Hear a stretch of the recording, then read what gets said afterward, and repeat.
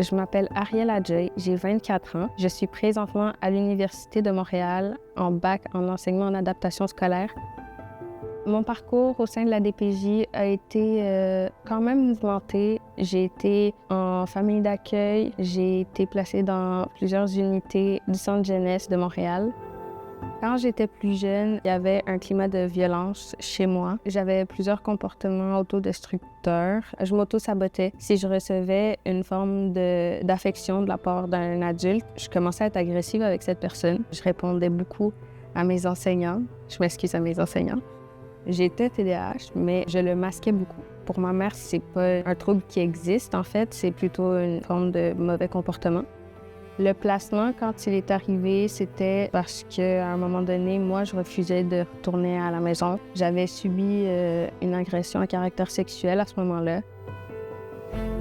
Quand j'ai été placée, ça m'a permis de me déposer. J'ai eu beaucoup plus de suivi psychologique, adapté, puis ça m'a permis de redoubler et ils m'ont dit que c'était correct et juste cette petite réaction, ça m'a vraiment fait du bien.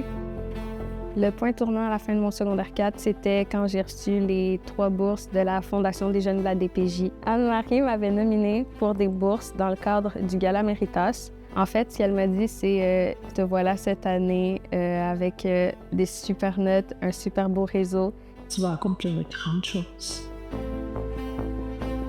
J'ai été à la rue à mes 18 ans. J'ai tout de suite contacté Joanne Barry. À partir de ce moment-là, la Fondation des jeunes de la DPJ a commencé à m'aider financièrement. Puis jusqu'à aujourd'hui, la Fondation finance encore mes études, ma carte au puce. Ils m'ont payé mes cours de gymnastique. Ils donnent des cadeaux de Noël. Ça, c'est trop cool.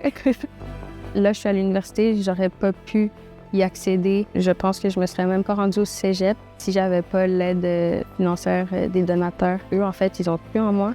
Ils ont investi dans mon avenir. Honnêtement, ils ont changé mon parcours de vie pour le mieux.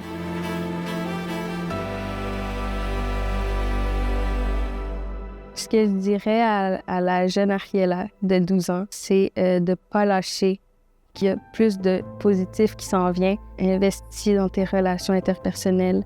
Crois en toi. Pense pas que le monde est contre toi, le monde est avec toi et tu as ta place.